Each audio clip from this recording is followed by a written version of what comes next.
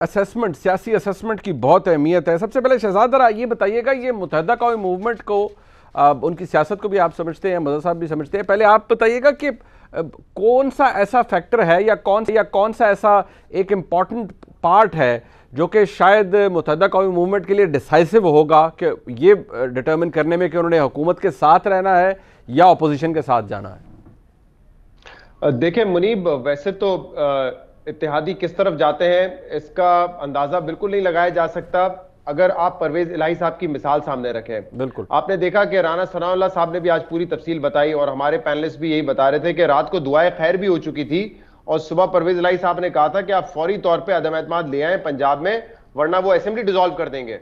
لیکن صبح کچھ اور ہی ہو گیا، عدم اعتماد کی قرارداد تو آ گئی لیکن اس کے بعد پرویز الہی بنیگالہ چلے گئے، وہاں پہ انہوں نے وزارت اعلیٰ کا وہاں سے پوزیشن انہوں نے حاصل کری حکومت سے۔ تو لیکن مجھے ایک جو ٹون چینج نظر آئی ہے آج، تو آپ نے دیکھا ہوگا کامل علی آغا صاحب ابھی شاہ زیب کے پروگرام میں تھے تو وہ کہتے ہیں عوام بھی یہی چاہتی ہے۔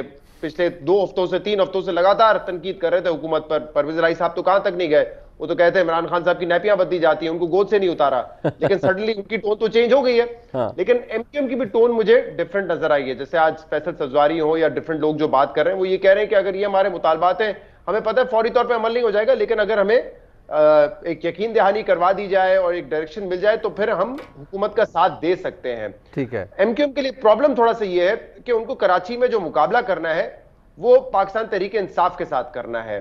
14 سیٹیں ہیں پاکستان تحریک انصاف کی قومی اسمبلی کی کراچی میں۔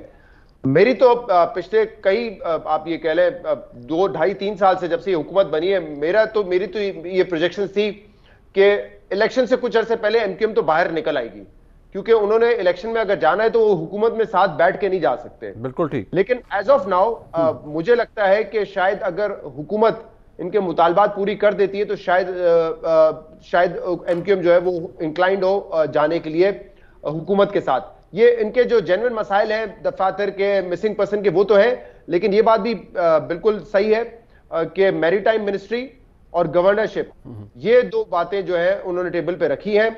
کل میری پاکستان تحریک انصاف کے ایک بہت ذمہ دار شخص سے بات ہوئی، انہوں نے کہا میری ٹائم تو ہم دینے پہ تیار ہو گئے ہیں اور گورنر پر ابھی ہم تیار نہیں ہیں، لیکن اگر بہت انسسٹ کیا، کوئی وے آؤٹ نہیں ہوا تو شاید ہمیں یہ بھی دینا پڑے۔ مطلب ڈیسپریٹ ٹائمز ہیں مظہر عباس صاحب، یہ آپ بخوبی سمجھتے ہیں کیونکہ اپنی طرح کی ایک نئی سچویشن ہے، کیونکہ اتنی زیادہ ٹھیک ہے پاکستان پیپلز پارٹی اور متحدہ قومی موومنٹ کا تو آپ کو پتہ ہے وہ ایک 2008 سے 13 کے درمیان بھی کبھی متحدہ قومی موومنٹ آ رہی ہے کبھی جا رہی ہے، وہ تو سلسلہ ہم دیکھتے ہی رہے سارے، لیکن اس دفعہ اور اس مومنٹ پر پاکستان تحریک انصاف میریٹائم منسٹری اور گورنرشپ دے دیتی ہے، تو کیا is it enough consideration for M Q M Pakistan to remain in government?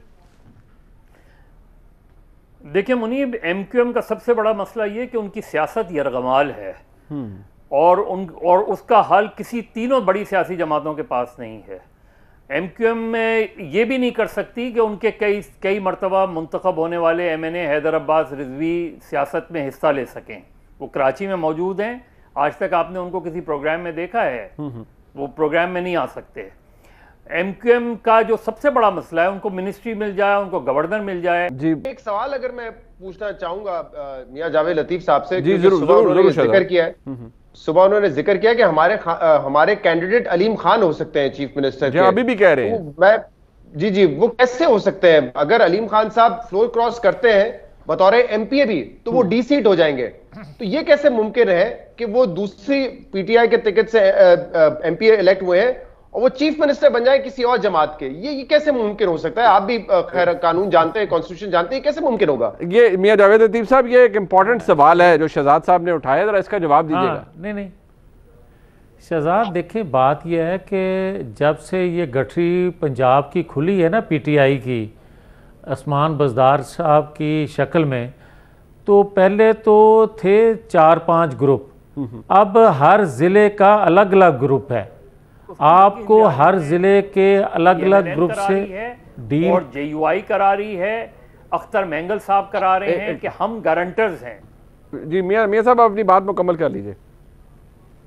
جی میں یہ عرض کر رہا تھا کہ اب پی ٹی آئی کا جو دور سے آپ کو نظر آتا تھا وہ صورتحال نہیں ہے۔ اب آپ دیکھیں کہ شیخوپورہ سے 4 ایم پی اے ہیں ان کے، تو چاروں جو ہیں وہ کسی مرکزی جو ان کی لائن ہے اس سے ان کو کوئی سروکار نہیں ہے. ان کو اپنی سیٹوں سے آنے والے انتخابات میں سیٹ ایڈجسٹمنٹ چاہیے, ان کو اپنا ٹکٹ چاہیے. اسی طرح دیگر اضلاع جو ہیں ان کی صورتحال ہے.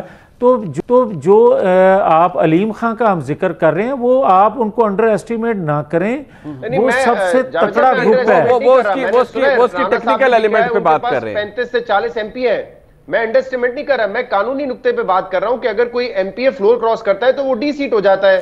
ابھی بحث تو یہ ہے کہ وہ ڈی سیٹ ہوگا یا مستقل ڈسکوالیفائی ہوگا. تو علیم خان صاحب ایم پی اے اگر